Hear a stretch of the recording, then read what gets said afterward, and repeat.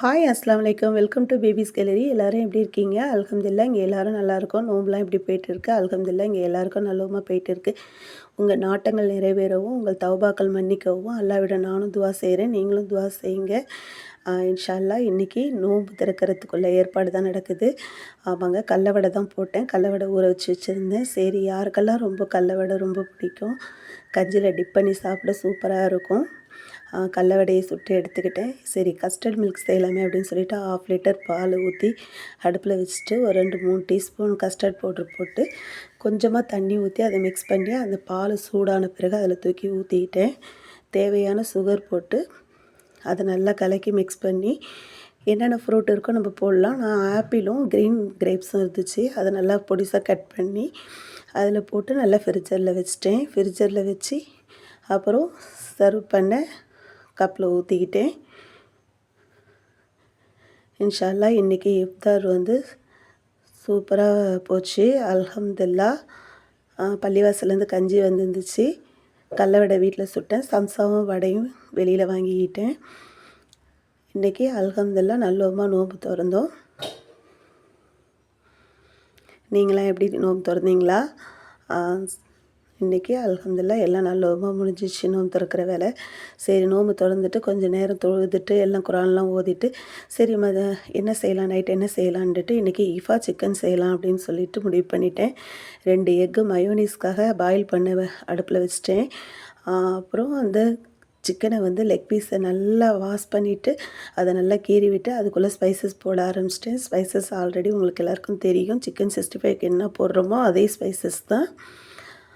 அப்புறம் இஞ்சி பூண்டு, தயிர், மிளகாப்பொடி, காஷ்மீர் மிளகாப்பொடி போட்டுக்கிட்டேன். கொஞ்சம் ஆயில் போட்டு உப்பு போட்டு அப்புறம் சிக்கன் மசாலா எல்லாமே போட்டு அதை நல்லா எல்லாம் மேக்னேட் பண்ணி கொஞ்சம் ஃப்ரிட்ஜரில் வச்சுக்கிட்டேன். ஒரு மணி நேரம் வச்சுக்கிட்டேன் ஃப்ரிட்ஜில். கார்ன்ஃப்ளவர் மாவு எல்லாம் போட்டு மேக்னேட் பண்ணி வச்சாச்சு. ஒரு ஃப்ரை பேனில் கொஞ்சமாக எண்ணெய் ஊற்றிக்கிட்டேன். எண்ணெய் ஊற்றி அதை வந்து நல்லா கொஞ்சம் பொறுமையாக குக் பண்ணணும். ரொம்ப ஃபாஸ்ட்டாக குக் பண்ணக்கூடாது. ஸ்லோ ஃப்ளேம்லேயே குக் பண்ணணும். சரி, மயோனீஸ் ரெடி பண்ணிவிடுவோன்னு சொல்லிட்டு 2 பாயில் எக் எடுத்துக்கிட்டேன். ஒரு 10 பல் பூண்டு எடுத்துக்கிட்டேன். 1 டீஸ்பூன் சுகர் எடுத்துக்கிட்டேன். கொஞ்சமாக ஆயில் போட்டுக்கிட்டேன். ஒரு 1/2 டம்ளர் பால் எடுத்துக்கிட்டேன். கொஞ்சமாக உப்பு போட்டுக்கிட்டேன். கொஞ்சமாக பெப்பர் போட்டு அதை நல்லா கிரைண்ட் பண்ணி வச்சுக்கிட்டேன். சூப்பராக சிக்கன் ரோஸ்ட் ஆகிருந்துச்சு பாருங்கள், எப்படி இருக்குது பாருங்கள். அது மேலே வந்து இந்த மயோனீஸை ஊற்றிட வேண்டியது தான். இது தாங்க ஈஃபா சிக்கன். பிகினர்ஸ் யாராவது பார்த்தீங்கன்னா இதை ட்ரை பண்ணுங்கள், சூப்பராக இருக்கும். இந்த ஈஃபா சிக்கனுக்கும் அந்த குபூஸுக்கும் சூப்பராக இருக்கும். குபூஸ் ரொட்டியும் வாட்டிக்கிட்டேன். குபூஸ் ரொட்டி எப்படி செய்கிறதுன்ட்டு எல்லாேருக்கும் கன்ஃபியூஸாக இருக்கும். அது ஈஸியான மெத்தடில் சூப்பராக நம்ம வீட்லேயே செஞ்சிடலாம். ஒரு 1/2 டீஸ்பூன் ஈஸ்ட்டு சேர்த்துக்கோங்க. 1 டீஸ்பூன் சுகர் சேர்த்துக்கோங்க. கொஞ்சமாக சால்ட்டு சேர்த்துக்கோங்க. கொஞ்சம் தண்ணி ஊற்றி அதை நல்லா மிக்ஸ் பண்ணிக்கோங்க. ஒரு 1/2 கிளாஸ் பாலும் சேர்த்துக்கோங்க. நல்லா மிக்ஸ் பண்ணி வைங்க. மைதாலையும் செய்யலாம், ஆட்டாலையும் செய்யலாம். நான் மைதாவில் தான் செய்கிறேன் குபூஸு. அந்த மாவில் அதை நம்ம மிக்ஸ் பண்ணி வச்சுருக்கிறத அந்த இதை ஊற்றிடுங்க, ஈஸ்ட்டை ஊற்றிடுங்க. இது ஒரு 1/2 மணி நேரம் ஊறினா போதும். நல்லா ப்ளஃபியாக இருக்கும். ஆயிலெலாம் போடாதீங்க, சூப்பராக வாட்டி எடுங்க. குபூஸு சூப்பராக ரெடி ஆகிடுச்சு பாருங்கள். இந்த குபூஸுக்கும் ஈஃபா சிக்கனுக்கும் சூப்பராக இருக்கும். பிகினர்ஸ் யாராவது பார்த்தீங்கன்னா இதை ட்ரை பண்ணுங்கள். சரி, என்றைக்குமே நைட் டின்னர் வேறு ஏதாவது செய்கிறோம். சரி, இன்றைக்கி ஒரு டிஃப்ரெண்ட்டாக செய்வோமேன்னு சொல்லிட்டு தான் நான் செஞ்சேன். சூப்பராக இருந்துச்சு. அல்ஹம்துலில்லாஹ் எல்லாருமே நல்லவமாக சாப்பிட்டோம். இந்த குபூஸுக்கும் இந்த ஈஃபா சிக்கனுக்கும் சூப்பராக அல்டிமேட்டாக இருந்துச்சு. எவ்வளோ ஒரு சாஃப்டாக இருந்துச்சு குபூஸு. ஈஃபா சிக்கனும் சூப்பராக இருந்துச்சு. யாராவது பிகினர்ஸ் யாராவது தெரியலன்னா இதை பார்த்து ஃபாலோ பண்ணுங்கள். சூப்பராக இருந்துச்சு.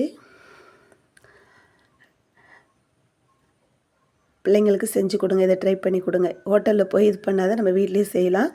சரி, எல்லாம் முடிச்சுட்டு தராவியை தொழுது தொழுதுட்டு சரி என்ன செய்யலாம், சரி நாளைக்கு சகருக்கு என்ன செய்யலாம்னு சொல்லிட்டு கருணக்கிழங்கு வீட்டில் இருந்துச்சு. கருணக்கிழங்கு போட்டு இன்றைக்கி தால்ச்சா வச்சு கீ ரைஸ் செஞ்சுருவோம் அப்படின்னு சொல்லிட்டு, சரி அரை கோழியே இஃபா சிக்கன் செஞ்சுட்டோம், அரை கோழி வெயிட் பண்ணுது, சரி இதை சிக்கன் கிரேவி பண்ணிவிடுவோம் அப்படின்னு சொல்லிட்டு முடிவு பண்ணிட்டேன்.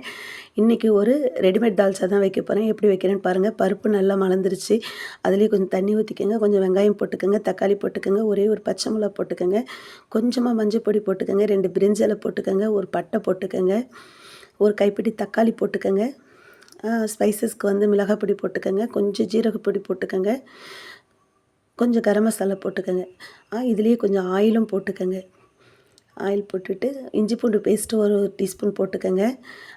கருணக்கிழங்கு ரெடியாக இருக்குது. இப்போ போட வேணாம், கொஞ்சம் சால்ட் போட்டுக்கோங்க. அது நல்லா கொதிக்கட்டும். ஆஹா, தனியாத்தூள் போட மறந்துட்டேன். அப்புறமேலு ஒரு டீஸ்பூன் தனியாத்தூள் போட்டுக்கோங்க. சரி, அது நல்லா கொதிக்கட்டும். இதுக்கு இடையில நம்ம வந்து சிக்கன் கிரேவிக்காக ஆனியன் கட் பண்ணிக்கிட்டு இருந்தாங்க அம்மா. சின்ன வெங்காயம் உரிக்கிற ப்ராசஸ் ரொம்ப பெரிய அதிகம், அதனால் அம்மா தான் அதை செய்வாங்க. சூப்பராக உரித்து கட் பண்ணி கொடுத்துட்டாங்க. சின்ன வெங்காயத்தில் கிரேவி செஞ்சால் சூப்பராக இருக்கும். சிக்கன் கிரேவி ஆஸ் யூஸ்வல் தான். ஃப்ரை பேனில் எண்ணெய் ஊற்றிக்கோங்க, வெங்காயம் போட்டுக்கோங்க, தக்காளி போட்டுக்கோங்க, பச்சை மிளகா போட்டுக்கோங்க, கொஞ்சம் உப்பு நல்லா வதங்கிறதுக்கு போட்டுக்கோங்க, ஒரு 1½ டீஸ்பூன் இஞ்சி பூண்டு பேஸ்ட்டு கொடுத்துக்கோங்க. நல்லா வதக்கி விடுங்க. காரப்பொடி போட்டுக்கோங்க, எவ்வளோ ஸ்பைசஸ் வேணுமோ போட்டுக்கோங்க. நான் ஒரு டீஸ்பூன் போட்டிருக்கேன். சகருக்கு சாப்பிட்றதுனால ரொம்ப காரம் வேணாம், ஆனால் நான் கொஞ்சம் பெப்பர் கூட போடுவேன். சிக்கன் மசாலா போட்டிருக்கேன். தயிர் வீட்டில் உர ஊற்றின தயிர், அதனால தான் கொஞ்சம் தண்ணியாக இருக்குது. பரவாயில்ல, கிரேவிக்கு சூப்பராக இருக்கும். சிக்கனை நல்லா ஃப்ரெஷ்ஷாக கழுவி அதை சின்ன சின்ன பீஸாக ஆக்கிக்கிட்டேன். சிக்கன் கிரேவி சூப்பராக இருந்துச்சு. தால்ச்சோருக்கு சூப்பராக இருக்கும். இன்றைக்கி நைட்டு வந்து தால்ச்சாவும் கிரேவியும் நான் செஞ்சு வச்சுட்டேன். சகருக்கு தான் நான் கீ ரைஸ் செய்ய போகிறேன். எப்போதுமே அது சகருக்கு செஞ்சு சூடாக சாப்பிட்டா சாப்பிடுவாங்க, பசங்களும் சாப்பிடுவாங்க, நம்மளும் சாப்பிடுவோம். தால்ச்சா நல்லா கொதிச்சிட்டு இருக்குது. இந்த ரெடிமேட் தால்ச்சா நீங்கள் ட்ரை பண்ணி பாருங்கள், சூப்பராக இருக்கும். கருணக்கிழங்கு நல்லா வெந்துருச்சு. அதை கட் பண்ணிவிட்டு கொஞ்சம் புதினா மல்லி போட்டு அதை நல்லா கொதிக்க வச்சுட்டேன். மாங்காய் இல்லை, மாங்காய் தான் மிஸ்ஸிங். மாங்காய் போட்டால் தான் தால்ச்சா அல்டிமேட்டாக இருக்கும். என்கிட்ட இன்றைக்கி மாங்காய் இல்லை. சரி, கொஞ்சமாக புளி கரைச்சி அந்த தால்ச்சாவில் ஊற்றிக்கிட்டேன். இருந்தாலும் தால்ச்சா சூப்பராக இருந்துச்சுங்க. பிகினர்ஸ் யாராவது பார்த்தீங்கன்னா இதை ட்ரை பண்ணுங்கள். இந்த தால்ச்சா இது ஒரு டக்குன்னு ரெடி பண்ணிடலாம். இது சிக்கன் கிரேவியும் சூப்பராக ரெடி ஆகிடுச்சு. அல்ஹம்துலில்லாஹ். எல்லாம் நைட்டு கொஞ்சம் நேரம் தூங்கிட்டு சகருக்கு எழுந்திரிச்சு கீ ரைஸ்க்குள்ளே ஏற்பாடு பண்ணிட்டேன். பெரிய நல்ல அகலமான பாத்திரம் எடுத்துக்கிட்டேன். ஒரு 2 டீஸ்பூன் கீ போட்டுக்கிட்டேன். பட்டை, கிராம்பு, பிரிஞ்சி இலை, அன்னாசிப்பூ எல்லாம் போட்டுக்கிட்டேன். வெங்காயம், தக்காளி, பச்சை மிளகாய், புதினா மல்லி ஒரு கைப்பிடி, கொஞ்சமாக உப்பு போட்டு நல்லா வதக்கி விட்டேன். இஞ்சி பூண்டு பேஸ்ட்டு கொடுத்துக்கிட்டேன். ரைஸு இது வந்து 24 கேரட் பொன்னி தான் நான் எடுத்துருக்கேன். நான் கீ ரைஸ்க்கு சூப்பராக இருக்கும். தண்ணி 1 கப், அரிசி 1 கப் எடுத்தேன்னா தண்ணி 2 கப் எடுத்துக்கோங்க. தண்ணி நல்லா கொதிக்கட்டும். கொதித்த பிறகு தான் நம்ம ரைஸ் போடணும். இதுக்கிடையில் நான் காஃபியும் போட ஸ்டார்ட் பண்ணிட்டேன். ரைஸ் போட்டாச்சு. நல்லா கொதிச்சிட்டு இருக்குது. இந்த சைடு நான் இண்டக்ஷனில் தான் காஃபி போடுறேன். நான் சகருக்கு காஃபி சாப்பிட்டா தான் ஒரு இதாக இருக்கும். அது காஃபியோட லவருக்கு தான் தெரியும். சூப்பராக கொஞ்சோண்டு கீ போட்டுக்கிட்டேன். கீ போட்டு அதை டம்மில் போட்டுட்டேன். சரி, காஃபி நல்லா ஆற்றிட்டு இங்கே ஹாலில் குடிச்சிட்டு இருந்தேன். சரி, சூப்பராக ஆகிடுச்சி. சரி, இன்னும் கொஞ்சம் ஒரு 5 மினிட்ஸ் வச்சா நல்லாயிருக்குன்னு சொல்லிவிட்டு அதை குக் பண்ண வச்சுட்டு, சரி அதுக்கிடையில் நம்ம பப்புடு வறுத்துக்கோமேன்னு சொல்லிவிட்டு பப்புடு வறுத்துக்கிட்டேன். யாருக்கெல்லாம் பப்புடு பிடிக்கும்? இங்கே லால்பட்டியில் பப்புடுன்னா ரொம்ப ஃபேமஸ். அது எந்த ஒரு சாப்பாடுக்கும் பப்புடு வறுத்துக்குவோம். நைட் வச்ச தால்ச்சாவை கொஞ்சம் சூடு பண்ணிக்கிட்டேன். இண்டக்ஷன்லேயே சூடு பண்ணிக்கிட்டேன். இந்த ஸ்டேஜில் போய் நான் கீ ரைஸ் வெந்துருச்சான்னு பார்த்தேன். கீ ரைஸ் சூப்பராக இருந்துச்சு. எப்படி இருக்குது பாருங்கள், புலாவ் மாதிரி. மாஷா அல்லாஹ். நல்ல விதமாக எல்லோரும் சாப்பிட்டு சகர் செஞ்சோம். எல்லாருக்காகவும் நாங்களும் துவா செஞ்சோம். நீங்களும் துவா செய்யுங்க இன்ஷா அல்லாஹ்.